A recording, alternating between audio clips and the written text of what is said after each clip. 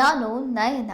ಚಾಲಕನ ನಿಯಂತ್ರಣ ತಪ್ಪಿ ಕರ್ನಾಟಕ ರಾಜ್ಯ ರಸ್ತೆ ಸಾರಿಗೆ ಸಂಸ್ಥೆಯ ಬಸ್ ಒಂದು ಡಿವೈಡರ್ಗೆ ಡಿಕ್ಕಿ ಹೊಡೆದ ಪರಿಣಾಮ ಚಾಲಕ ಮತ್ತು ನಿರ್ವಾಹಕ ಸೇರಿ 6 ಮಂದಿ ಗಾಯಗೊಂಡಿರುವ ಘಟನೆ ನಡೆದಿದೆ. ಬೆಂಗಳೂರು ಗ್ರಾಮಾಂತರ ಜಿಲ್ಲೆಯ ನೆಲಮಂಗಲ ತಾಲೂಕಿನ ಅಡಕಮಾರನಹಳ್ಳಿ ಬಳಿ ರಾಷ್ಟ್ರೀಯ ಹೆದ್ದಾರಿ ಮೇಲ್ಸೇತುವೆಯಲ್ಲಿ ಘಟನೆ ನಡೆದಿದ್ದು, 4 ಅಡಿ ಎತ್ತರದ ರಸ್ತೆ ವಿಭಜಕವನ್ನು ದಾಟಿ ಎದುರು ರಸ್ತೆಗೆ ಡಿವೈಡರ್ ಮೇಲೆ ಬಸ್ ಬಂದು ನಿಂತಿದೆ. ಬೆಂಗಳೂರು ಸೋಮವಾರಪೇಟೆ ಬಸ್ ಅಪಘಾತಕ್ಕೀಡಾಗಿದ್ದು, ಮುಂಭಾಗದಲ್ಲಿ ಕುಳಿತಿದ್ದವರಿಗೆ ಗಾಯಗಳಾಗಿವೆ. ಬಸ್ ಫ್ಲೈಓವರ್ನ ಡಿವೈಡರ್ಗೆ ಡಿಕ್ಕಿ ಹೊಡೆದಿರುವ ರಭಸಕ್ಕೆ ಸದ್ಯ ಮೇಲ್ಸೇತುವೆಯಿಂದ ಕೆಳಕ್ಕೆ ಬೀಳುವುದಕ್ಕೆ ಅವಕಾಶವಿಲ್ಲದಂತೆ ಮುಂದಿನ ಡಿವೈಡರ್ಗೆ ಜಂಪ್ ಮಾಡಿರುವುದು ಭಯಾನಕವಾಗಿದೆ. ಅಲ್ಲದೆ ಒಂದು ವೇಳೆ ಬಸ್ ಫ್ಲೈಓವರ್ನಿಂದ ಕೆಳಗೆ ಬಿದ್ದಿದ್ರೆ ದೊಡ್ಡ ದುರಂತವೇ ಸಂಭವಿಸುವ ಸಾಧ್ಯತೆಗಳಿತ್ತು.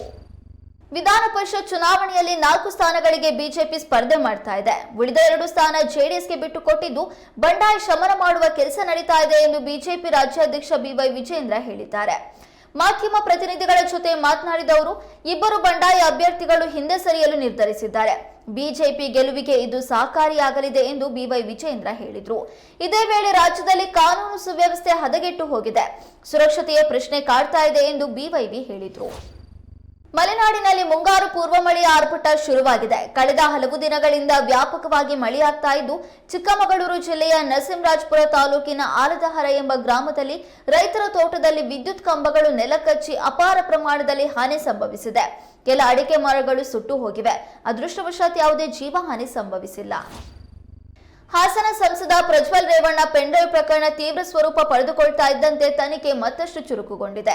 ಈ ಪ್ರಕರಣಕ್ಕೆ ಸಂಬಂಧಪಟ್ಟಂತೆ ಎಸ್ಐಟಿ ವಶದಲ್ಲಿರುವ ಬಿಜೆಪಿ ಮುಖಂಡ ವಕೀಲ ದೇವರಾಜ್ ಗೌಡ ಇದೆಲ್ಲದರ ಹಿಂದೆ ಡಿಕೆ ಶಿವಕುಮಾರ್ ಕೈವಾಡವಿದೆ ಎಂದು ಗಂಭೀರ ಆರೋಪವನ್ನ ಮಾಡಿದ್ರು. ಇದೀಗ ಈ ವಿಚಾರವಾಗಿ ನಗರದಲ್ಲಿ ಮಾಧ್ಯಮದವರೊಂದಿಗೆ ಮಾತನಾಡಿದ ಡಿಸಿಎಂ ಡಿಕೆ ಶಿವಕುಮಾರ್, ದೇವರಾಜೇಗೌಡ ಏನ್ ಬೇಕಾದ್ರೂ ಮಾತಾಡ್ಕೊಳ್ಳಲಿ, ತಲೆ ಕೆಟ್ಟವನು, ಆಸ್ಪತ್ರೆಗೆ ಸೇರಿಸಬೇಕು, ನನ್ನ ಹೆಸರನ್ನ ದುರುಪಯೋಗ ಮಾಡಿಕೊಳ್ತಾ ಇದ್ದಾರೆ ಎಂದು ಕಿಡಿಕಾರಿದ್ದಾರೆ. ಕರ್ನಾಟಕದ ಹಲವೆಡೆ ಮೇ 19ರಿಂದ 21ರವರೆಗೆ ಮಳೆಯಾಗಲಿದೆ. ಕೆಲವು ಕಡೆಗಳಲ್ಲಿ ಭಾರಿ ಮಳೆಯಾದರೆ ಇನ್ನು ಕೆಲವೆಡೆ ಸಾಧಾರಣ ಮಳೆಯಾಗಲಿದೆ ಎಂದು ಭಾರತೀಯ ಹವಾಮಾನ ಇಲಾಖೆ ಮುನ್ಸೂಚನೆ ನೀಡಿದೆ. 3 ದಿನಗಳ ಕಾಲ ಆರೆಂಜ್ ಅಲರ್ಟ್ ಘೋಷಿಸಲಾಗಿದೆ. ಮಳೆಯಾಗುವ ಪ್ರದೇಶಗಳ ಗರಿಷ್ಠ ತಾಪಮಾನದಲ್ಲಿ 3 ಡಿಗ್ರಿ ಸೆಲ್ಸಿಯಸ್ ಕಡಿಮೆಯಾಗಬಹುದು ಎಂದು ಇಲಾಖೆ ತಿಳಿಸಿದೆ.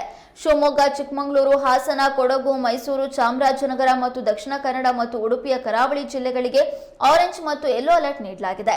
ಈ ಜಿಲ್ಲೆಗಳಲ್ಲಿ ಮೇ 21ರವರೆಗೆ ಗಂಟೆಗೆ 40ರಿಂದ 50 ಕಿಲೋಮೀಟರ್ ವೇಗದಲ್ಲಿ ಗಾಳಿ ಬೀಸೋದ್ರ ಜೊತೆಗೆ ಗುಡುಗು ಮಿಂಚು ಸಹಿತ 7 ಸೆಂಟಿಮೀಟರ್ ಮಳೆಯಾಗುವ ನಿರೀಕ್ಷೆ ಇದೆ.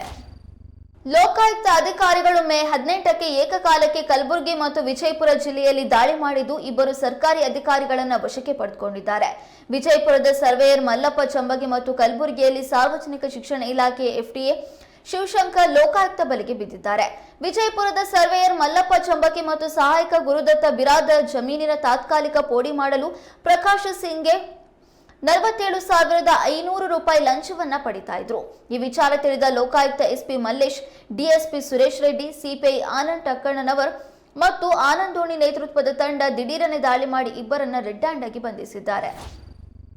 ಎವರೆಸ್ಟ್ ಚಿಕನ್ ಮಸಾಲದಲ್ಲಿ ಎಥಿಲಿನ್ ಆಕ್ಸೈಡ್ ಪ್ರಮಾಣ ಹೆಚ್ಚಾಗಿರುವುದರಿಂದ ಇದನ್ನು ಬಳಸದಂತೆ ಅಧಿಕಾರಿಗಳಿಗೆ ಉತ್ತರ ಕನ್ನಡ ಜಿಲ್ಲೆಯ ಆಹಾರ ಸುರಕ್ಷತಾ ಅಧಿಕಾರಿ ರಾಜಶೇಖರ್ ಸೂಚನೆಯನ್ನ ನೀಡಿದ್ದಾರೆ.